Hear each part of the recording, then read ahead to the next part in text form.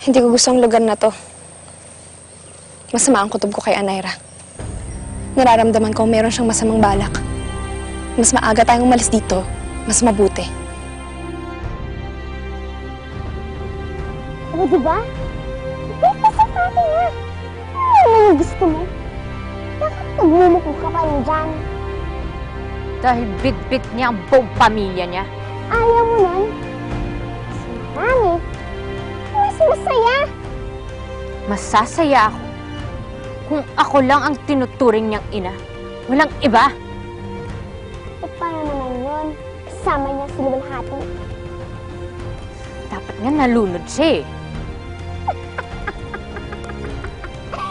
Sabi ko na nga ba eh.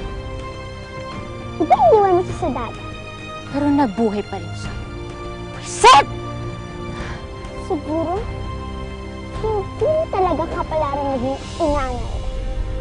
Alam mo, mas mabuti pa.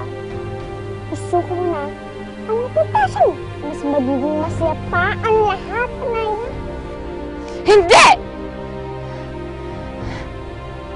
Malapit ko na makuha ang matagal ko nang inaasam. Ang maging ina ni Fatima. Ano si Mateo? Pwede ko siyang maging asawa. Pwede kaming maging pamilya.